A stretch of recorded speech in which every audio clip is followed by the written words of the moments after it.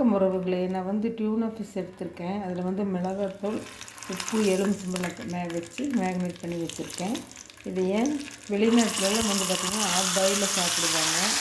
Omega 3 அதிகமாக இருக்கிறதுனால இது பொரிச்சு எடுத்து ஊறுகாய் செய்யும்போது பார்க்கலாம். வடச்சட்டியில் தண்ணி வச்சு கொதிச்சிருச்சு.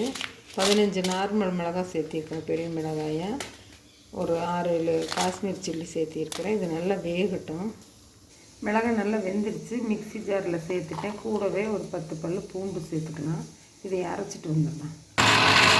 நல்லா நைஸாக அரைச்சிட்டு வந்தாச்சு. தாளிக்கலாம்.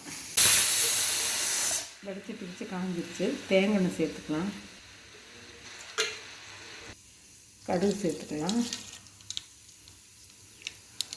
கடுகு நல்லா பொரிஞ்சிடுச்சு. கருவேப்பிலை சேர்த்துக்கலாம்.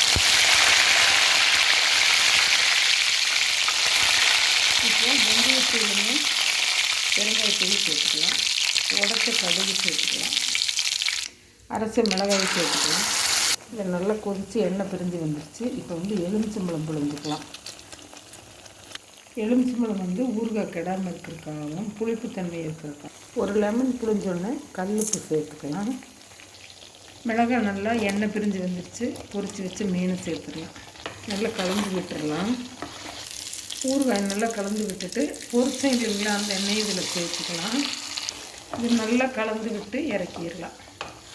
ஒரு 5 நிமிஷம் பிளெண்ட் ஆக வரைக்கும் சிம்மிலேயே போட்டு விட்டுடலாம். இதுக்கிடையில் உப்பு பத்தலையான்னு பார்த்து பத்தலைன்னா போட்டுக்கலாம். அடுப்பில் வச்சுருந்தது போதுமானது. இப்போவே சாப்பிடலாம். அது மாதிரி இருக்குது. உங்களுக்கு தேவைப்பட்ட அம்மா செஞ்சு தருவ ஆர்டர் கொடுத்தீங்கன்னா உங்களுக்கு பிடிச்சிருக்குன்னு நினைக்கிறேன். பிடிச்சிருந்தால் லைக் பண்ணுங்கள், ஷேர் பண்ணுங்கள், சப்ஸ்கிரைப் பண்ணுங்கள். இந்த நாள் இனிய நாள் எல்லோருக்கும் மட்டும் பெல் பட்டனையும் அப்படியே அமுத்திடுங்க. தேங்க்யூ. நம்ம இதில் ஆர்டிஃபிஷியலாக ஒன்றுமே சேர்த்தலை. நீங்கள் ஈரம் இல்லாத கண்ணாடி பாட்டிலில் போட்டு வச்சிட்டிங்கன்னா ரொம்ப நாளைக்கு வச்சுக்கலாம்.